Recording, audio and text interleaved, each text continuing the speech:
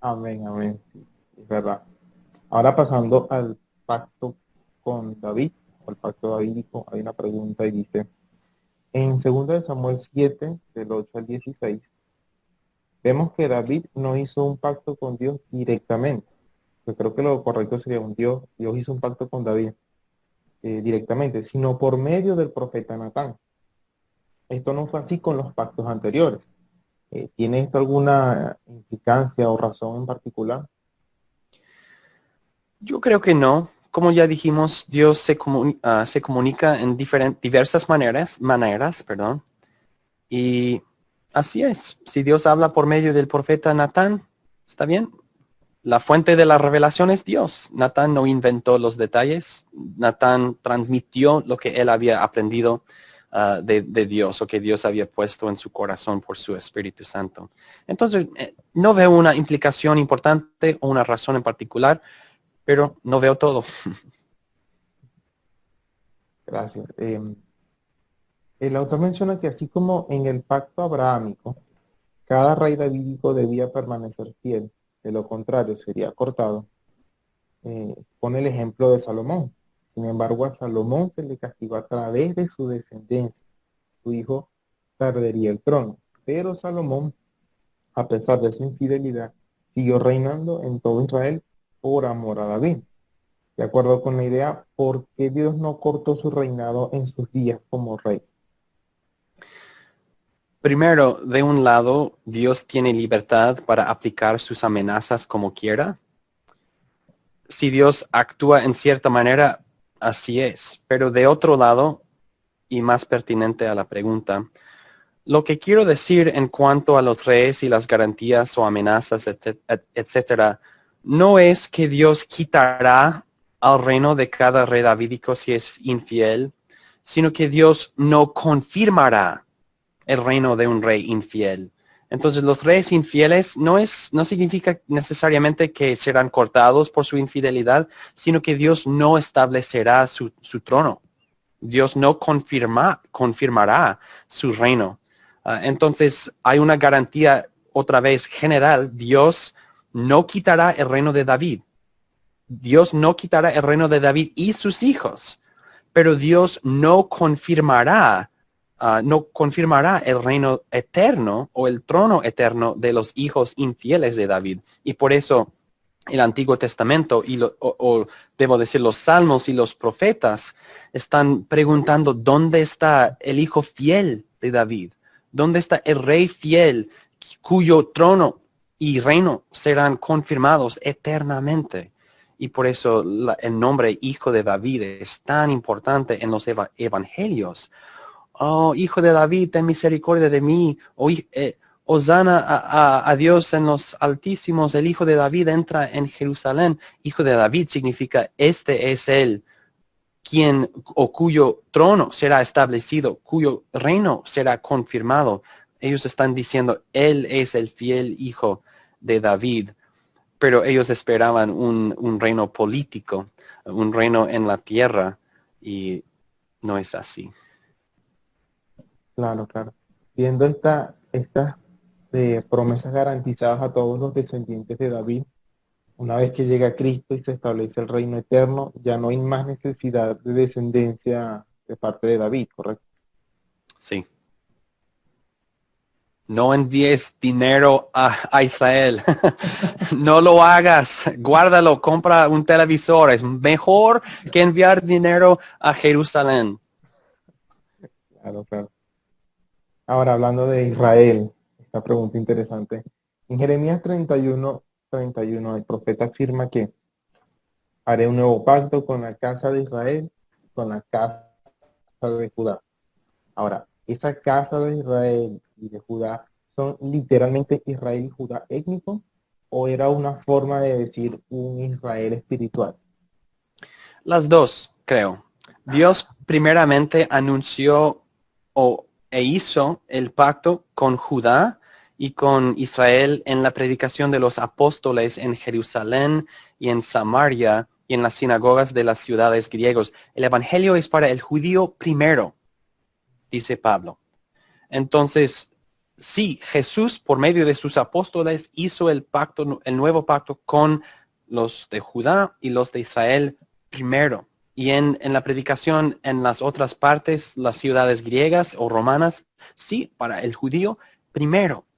Y luego, entonces, Dios hizo el pacto primero con Judá y perdón, debo decir que Dios hizo un pacto con el remanente de Judá y el remanente de Israel, no con la nación, sino la remanente, que es un tema muy común y muy importante en los profetas, que Dios preservará un remanente y Dios glorificará a un remanente. Y los creyentes de Judá y de Israel o Samaria, ellos constituyen el remanente de Israel con quien Dios pacta el nuevo pacto por medio de Jesucristo. Y luego los gentiles son incorporados en este nuevo pacto y los dos juntos constituyen el Israel escatológico, el Israel perfecto, el Israel consumado, el reino de Cristo. Entonces, Jeremías 31 me pertenece a mí, un irlandés, y a usted, un venezolano, y a todos los gentiles. Nosotros somos gentiles, pero también pertenece al judío y al israelita si cree, pero solamente si cree. Jeremías 31 es para todos que creen, todos que abrazan a Jesucristo por la fe. Amén, amén. Y bueno, pasando ahora al reino de Cristo, en esta última pregunta. Hay un comentario interesante que sería bueno aclarar, como un pie de página, ¿no? Que se menciona que el pacto noémico aún sigue vigente. Hablando del nuevo pacto, y el pacto noémico todavía sigue vigente. ¿Cómo podría explicarse mejor esta observación? Sí, Dios, el pacto noémico sí sigue vigente, está vigente, porque Dios nos promete la preservación de las estaciones del año. En Ecuador no hay estaciones porque uno está al Ecuador y el pacto noémico no aplica a Ecuador.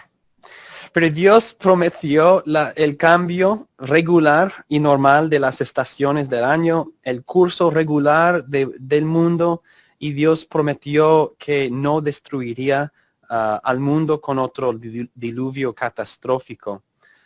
También Dios nos mandó, y este mandamiento sigue vigente, Dios nos mandó a multiplicarnos y dominar a la tierra, y con justicia retributiva debemos matar a los que matan, a los hombres, en particular asesinos, obviamente. Entonces sí sigue vigente y Pablo, pues Pedro aprende de Jesucristo que toda comida es limpia. Y Pablo dice que todo me es lícito. Vivimos en un mundo de neutralidad, un mundo común al no creyente. Entonces, lo que él come y lo que yo como, nuestro trabajo, todo eso no es santo o profano, es un mundo común. En el pacto noémico, preservando el mundo hasta el regreso, la venida de Jesucristo. Sí, sigue vigente y cada vez que vemos el arco iris, es una promesa de Dios, una palabra visible, un sacramento que declara Dios será fiel, Dios preservará el mundo. Es un consuelo durante tiempos como coronavirus. Pensamos, el mundo está loco, todos están locos, ¿qué vamos a hacer? Todo está deshaciéndose. Y pensamos, somos tontos. Faltamos la fe. Dios nos ha prometido, de un lado, preservación, pero de otro lado, catastrofías en ciertas partes, en ciertos momentos, en ciertos tiempos, como precursores de una catastrofía final, que vendrá, el juicio final, pero Dios nos preservará hasta entonces y Dios salvará a todos los elegidos entre ahora y entonces. Muy interesante. Entonces, en ese sentido, el creyente está tanto en el pacto noémico como también en el nuevo pacto. Exacto.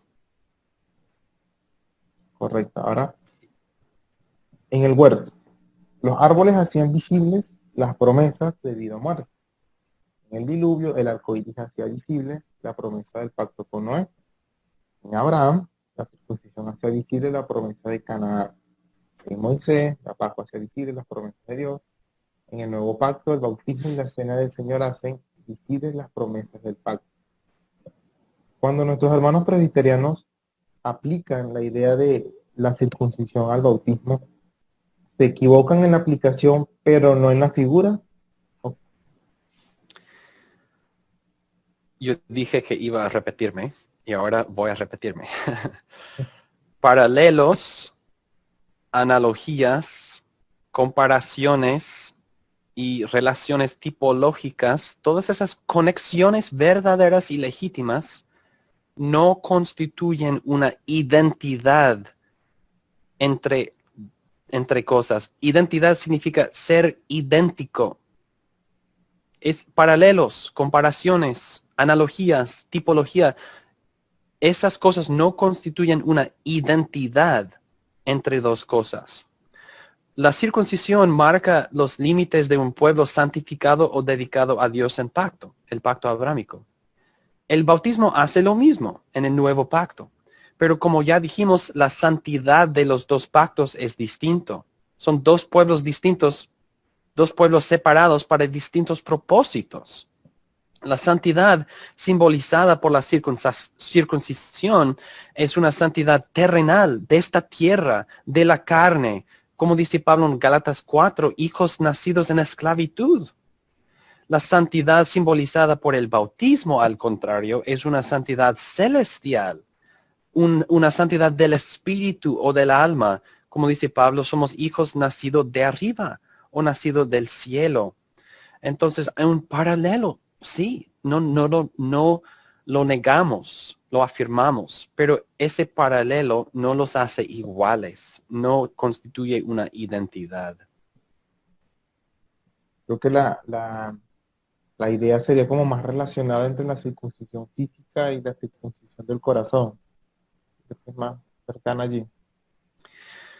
Sí, a veces creo que la gente enfatiza eso demasiado porque la circuncisión de la carne significa una purificación de la carne. Circuncisión en el Antiguo Testamento tiene, los israelitas tenían una perspectiva de la circuncisión como algo que purifica.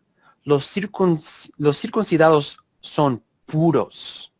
Los incircuncisos son inmundos, son impuros. Entonces, la circuncisión del corazón es una comparación, es un contraste, porque la circuncisión purifica la carne, cambia tu cuerpo. No quiero hablar cómo, pero la circuncisión cambia tu cuerpo, cambia tu carne y te purifica en la carne. Entonces, la circuncisión del corazón no es algo que cambia mi carne, no cambia mi corazón como un órgano del cuerpo. La circuncisión del corazón significa una renovación interior, una renovación no hecho con manos, una renovación del espíritu del hombre, del alma del hombre, la regeneración. Entonces sí hay una relación típica o tipológica entre la circuncisión y la regeneración, pero queremos que seamos claros, que hablemos claramente acerca de qué es la relación entre los dos. Porque la circuncisión del corazón no necesariamente reemplaza la circuncisión de la carne, porque había hermanos circuncidados en carne y también circuncidados en corazón. No son, pero al establecer el bautismo ya no practica la circuncisión. Entonces, las relaciones a veces son complejas o no tan complejas, pero tenemos que hablar cuidadosamente acerca de cuáles son las relaciones. Entonces, hoy en día, la circuncisión como tal no tiene valor, sino para el creyente, pues el bautismo. Ahora, ¿mm? Muy bien. ¿vas a decir algo? Ok. No, en el Amén. caso de la circuncisión como identidad israelita según la carne, que estuvo pues en paralelo y también terminó pues con el Nuevo Testamento con la iglesia. En una ocasión Pablo respetó la identidad étnica que su gente veía en la circuncisión al practicarlo con Timoteo, quizás como una condescendencia al pueblo judío, viendo que esto no afectaba ni entorpecía en ese momento el pacto de gracia que él predicaba. Porque en este caso sí se le permitió y en otros casos no. Sí, Pablo dice 2 veces que la circuncisión nada es. Nada es. Entonces, para Pablo, circuncidar a Timoteo era una manera de quitar obstáculos al evangelio, como dice la pregunta. Era una acción indiferente. Si quieres cortar tu cuerpo en cualquier parte, ok, hazlo si quieres, es indiferente. Estás modificando la carne, eso no importa. Sin embargo, en Gálatas, Pablo rechaza no la idea de cambiar tu cuerpo. Pablo rechaza los que aceptan la circuncisión, la gente que están sujetándose a Moisés y al antiguo pacto. Porque Pablo les dice, si aceptas esto, estás entonces sujetándote a guardar todas las leyes del Antiguo Testamento, toda la ley de Moisés. Todas. Uno no puede escoger o esto y esto, un poquito de esto. No, uno tiene que guardar todo. Pero el acto de circuncidar en sí es indiferente. Y la verdad es que la gente la practica hoy para razones médicas a veces. Eso no obliga a la gente a guardar la ley de Moisés. Es algo, nada es indiferente. Entonces Pablo lo puede usar o la puede usar como una herramienta de quitar obstáculos a los judíos con Timoteo. Sí, sin aceptar, uso esa palabra a propósito, sin aceptar la circuncisión como un yugo de esclavitud, como un inicio o una iniciación al pacto mosaico. Así vemos la diferencia entre ser circuncidado como un acto del cuerpo para quitar obstáculos y aceptar la circuncisión como iniciación al antiguo pacto. Si yo fuera un misionero y visité una isla de gente que todos tienen tatuajes o una cierta marca en su piel que para ellos es normal y sería muy no deseable estar con gente que no tiene esto. Si yo puedo hacerlo, yo lo consideraría solamente para tener acceso a ellos sin barreras, sin obstáculos. Es un ejemplo imaginado, pero estoy diciendo para Timoteo la circuncisión era indiferente, porque Pablo dice, nada es. Claro. Aquí hay otra pregunta que dice, ¿es verdad que quienes no están bajo el nuevo pacto están bajo el pacto de obras? Quisiera agregar otra. ¿Es posible estar en los dos pactos, pacto de obras, nuevo pacto, al mismo tiempo? No, es imposible. Esos dos pactos son completamente diferentes y se excluyen mutuamente. O estás en Adán o estás en Jesucristo.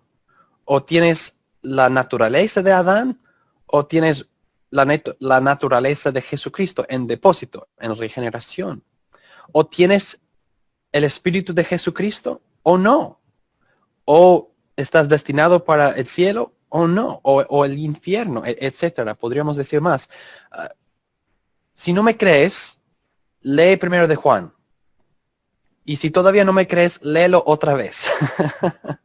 Primero de Juan habla en términos absolutos. La luz y la oscuridad, los hijos de Dios y los hijos de Satanás.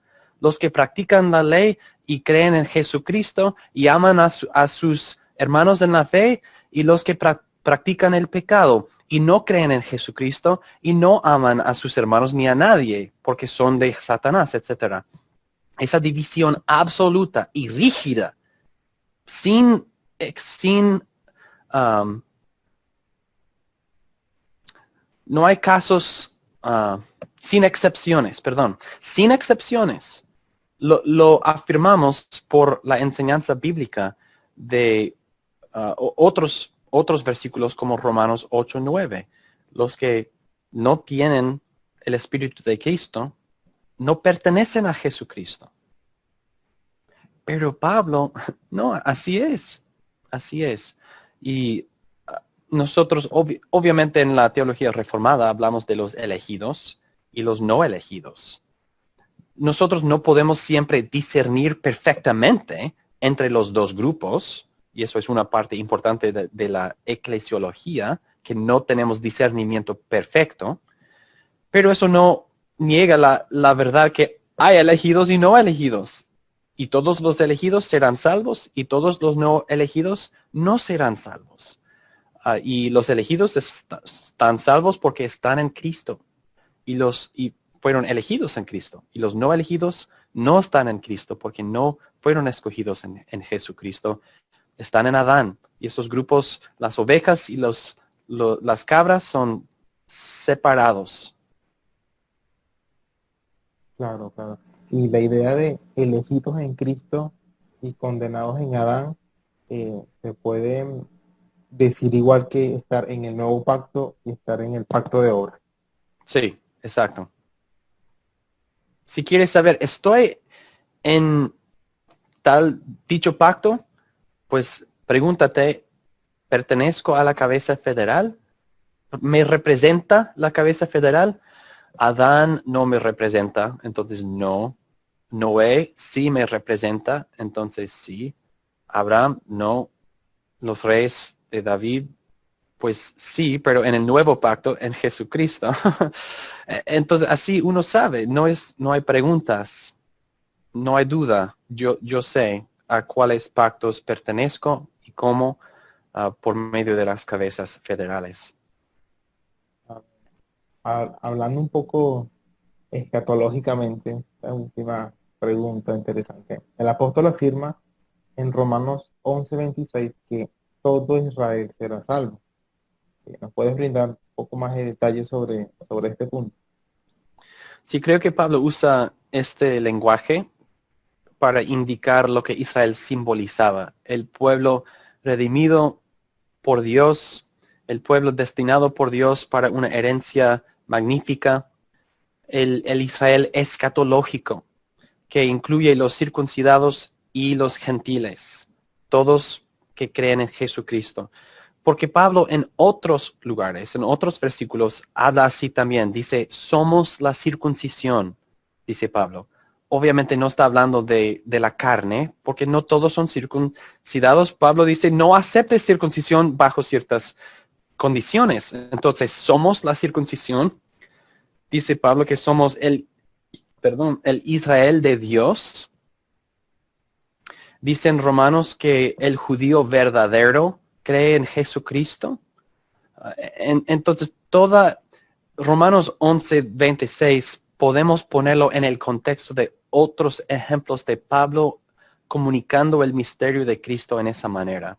Entonces, todo Israel significa todo el pueblo de Dios, de todas naciones, incluso los judíos mismos. Pero no significa una salvación de los judíos étnicos. Creo que no podemos afirmar esto en la plenitud de la enseñanza de las Escrituras.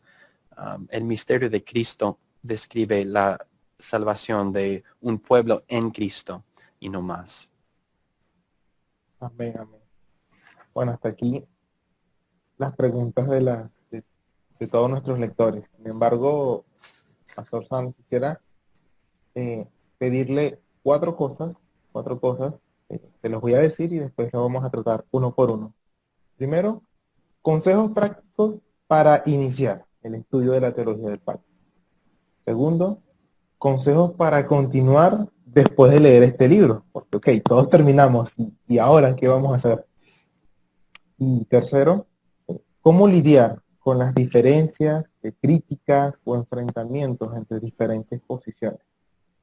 Y la última es cómo mantener la unidad en medio de la diversidad.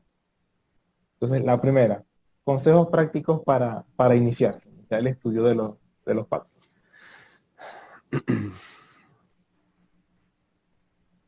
Obviamente hay pocos recursos en español para estudiar este tema, según lo que yo sé. Y yo escribí mi libro con esto en la mente. Quiero enseñar a la gente de los primeros pasos hasta el último. Entonces, si quieres iniciar, aunque no soy objetivo siendo el autor, recomiendo mi libro solo porque mi deseo, mi propósito es ayudarte a empezar y terminar. No es un libro que empieza suponiendo ciertas cosas. Yo siempre intento incluir todas las definiciones y todo lo que necesitas para empezar y llegar al fin. Entonces, sí, es mucho para considerar, yo sé, pero si uno hace el esfuerzo de leer el libro y también debo decir esto, escribí el libro con citaciones largas de las escrituras, porque para mí es muy importante que la gente no solamente lea mis palabras, sino también durante la lectura, pueden comparar lo que yo he dicho con lo que Dios ha dicho.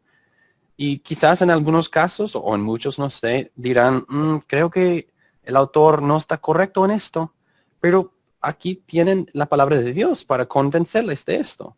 Entonces tú puedes leer mi libro que intenta guiarte desde el principio hasta el fin con las escrituras representadas fuertemente en el libro para ayudarte, para convencerte o para corregirme a mí, al autor. Es muy egoísta recomendar mi propio libro, pero aquí estamos. Ah, otras ideas. Mencioné en el otro conversatorio, leer las escrituras en porciones largas, porciones largas, no una lectura de la Biblia en un año, sino en un mes o en 2 meses, algo así. Leer Hebreos mucho, la epístola de Pablo a los Hebreos mucho. Sí, no sé, la verdad es que lucho con esta pregunta. ¿Cómo dirigir la gente en este estudio aparte de mi libro? Um, por eso lo escribí. ¿Qué piensas tú? No, ese libro para mí fue, No del libro, sino recomendaciones para una persona que dice, quiero estudiar este tema, quiero iniciar el estudio de este tema. No estoy pescando para elogios. No. De verdad, ¿qué opinas? bueno, creo que un paso importante es estudiar teología bíblica, conocer cómo, cómo cada parte del Antiguo Testamento nos lleva a Cristo y tener todo un panorama general, lo que comentabas, de leer la Biblia en un mes, tener todas las ideas frescas, de manera que cuando uno escucha algún predicador, alguna clase, el pacto mosaico dice esto, ya uno lo pueda tener en la mente y no simplemente recibir la información que nos dicen, sino como buen bereano comparar todo con las escrituras. Pero creo que la teología bíblica es importante para mantener toda la historia unida, toda la Biblia unida. Y Sí, creo que estudiar algo de hermenéutica, a conocer cosas como contexto, pasajes históricos, proféticos, cosas básicas. Bueno, que en tu libro, gracias al Señor, hay un buen resumen de todo ello. Creo que eso sería lo práctico para iniciar. La siguiente pregunta es, consejos ahora, después de leer tu libro, después, para profundizar, qué autores nos recomiendan y qué material, así sea en inglés, porque estoy seguro que el director delegado Bautista Confesional está escuchando para empezar a traducirlo. Ah, si quieres conocer la historia de la doctrina, la teología histórica de la teología pactual, escribí un libro que se llama De la sombra a la sustancia y trata de los bautistas particulares y la heredad reformada de su teología pactual. Um, Esto ha sido traducido y publicado. Yo no repasé la traducción misma y no lo he leído en español, entonces no puedo decir si es una muy buena traducción o no. Quizás sea perfecta la traducción, no sé. Pero no estuve tan involucrado en este proyecto. Pero es mi libro. Entonces, si quieres conocer qué creyeron los bautistas particulares en el siglo XVI, o el siglo XVII, perdón, es decir, los de la primera confesión bautista de Londres y la segunda confesión bautista de Londres, esos hermanos, eso es el enfoque de este libro. Y verás que hay muchas maneras en que estoy de acuerdo con ellos en mi libro, Misterio de Cristo, y hay otros en que no estoy. Yo creo que debemos ser críticos en el sentido positivo. ¿Qué dijeron que conforma a las escrituras y qué dijeron que no? Ah, todo eso es importante. Ah, hay una gran necesidad de más recursos en español, porque lucho otra vez con la pregunta de cómo seguir leyendo. Hay otros, si quieres, otros recursos acerca de, pues debo decir que el libro de Nehemias Cox ha sido publicado. Creo que el libro de Jeffrey Johnson ha sido publicado, el libro de Pascal Denot ha sido traducido y publicado. Estos son distintos de mi libro, y depende, si quieres conocer más del polémico, si quieres entender la teología más en contraste, esos libros aplican más. Um, Otra vez, ¿qué opinas tú? No, esa pregunta sí era completamente para usted. Ok, Pero no he dado fíjate, mucho, pero autores como Nehemias Cox, Benjamin Keach, William Collins han aportado, han traído temas importantes que nos recomiendan esos libros, esos autores. sí, sí existen en español, sí. Benjamin Keach. Hay un listado de recursos o páginas de recursos en la página web de 1689federalismo.com, y también en español, el federalismo 1689 ESP. También tiene recursos. Si yo tuve tiempo para investigarlo más, quizás podría ofrecer más. Yo hice una conferencia en Pereira, Colombia, acerca de los pactos. Puedes escuchar a esas ponencias. Mm, no sé. Siguiente pregunta. Bueno, un poco más controversiales. ¿Cómo lidiar con las diferencias, críticas o enfrentamientos entre posiciones sobre teología factual?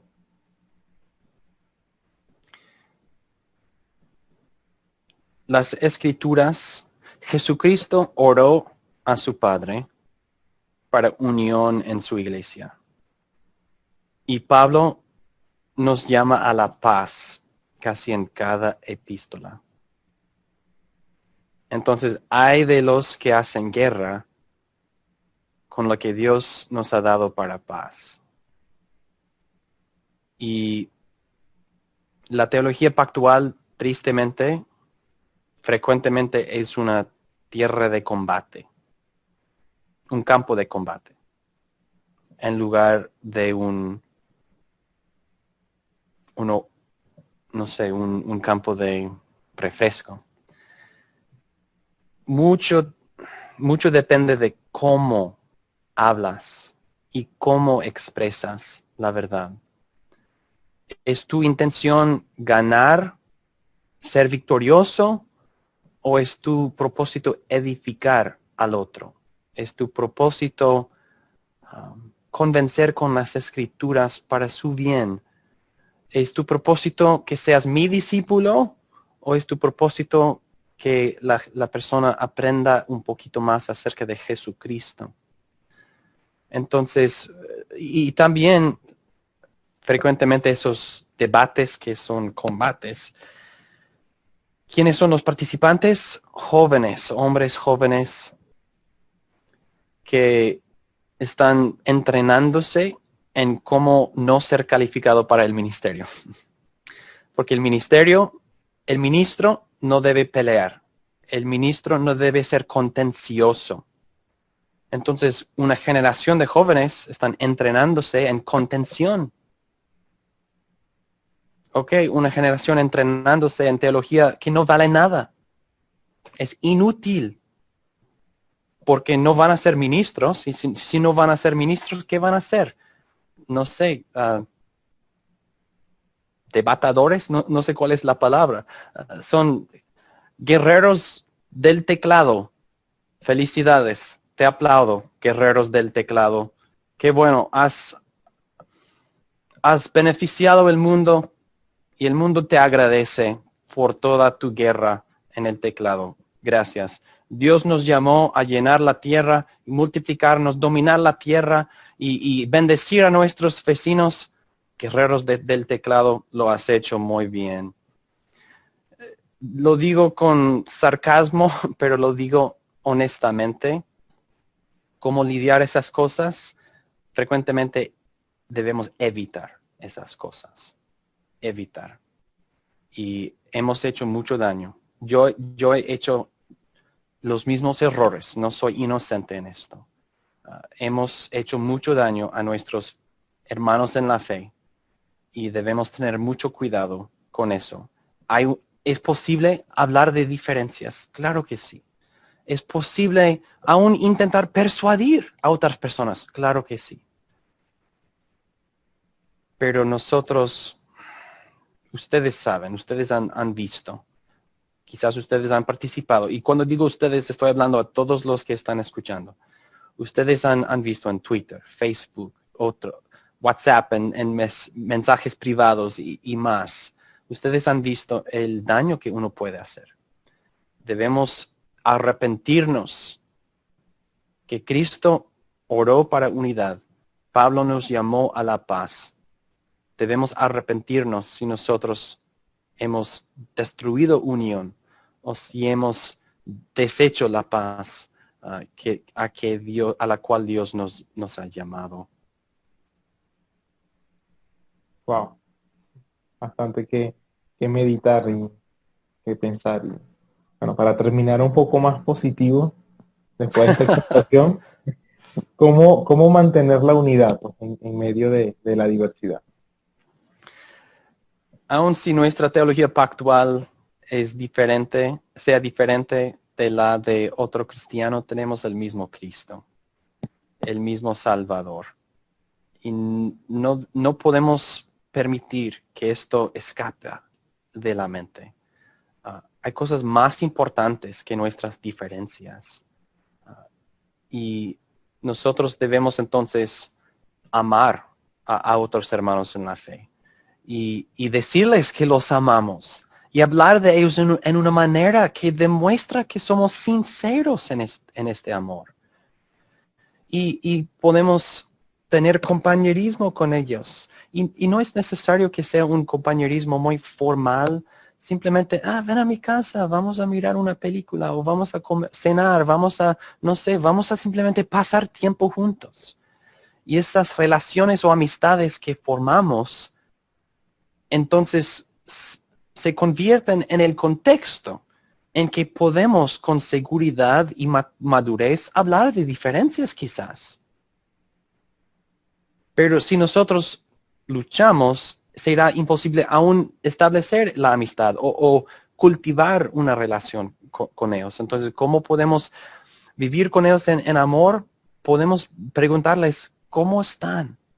¿Qué necesitan? ¿Cómo está tu iglesia? ¿Cómo está tu pastor? ¿Cómo puedo orar para ustedes? ¿Qué está haciendo el Señor en sus vidas, en su vida? ¿Qué está haciendo el Señor en su iglesia? ¿Están bien en este lockdown, pues ese tiempo de aislamiento durante coronavirus? ¿Cómo están? Entonces, debemos debemos actuar con intención para bendecir a otros, hermanos. Y recordar que tenemos el mismo Espíritu, el mismo Salvador, el mismo Padre. Somos de la misma iglesia, la iglesia de Jesucristo. No somos de Pablo, no somos de Apolos, no somos de Pedro, no somos de Cristo, somos de la iglesia de Jesucristo, de la iglesia católica de Jesucristo en todo el mundo. Y debemos reconocer, no somos los todos sabios. Todos nosotros conocemos en parte, dice Pablo. Nuestro conocimiento es imperfecto. Quizás ellos tienen algo para enseñarnos a nosotros. Quizás pueden aumentar nuestro conocimiento. Quizás no en teología pactual, pero en otras cosas. No, debemos ser humildes. Humildad es la gran necesidad. Humildad. Servir en humildad y amar en humildad y así vivir juntos en humildad. Esta es mi speech. Eso es mi ánimo para los hermanos en Cristo. Sí.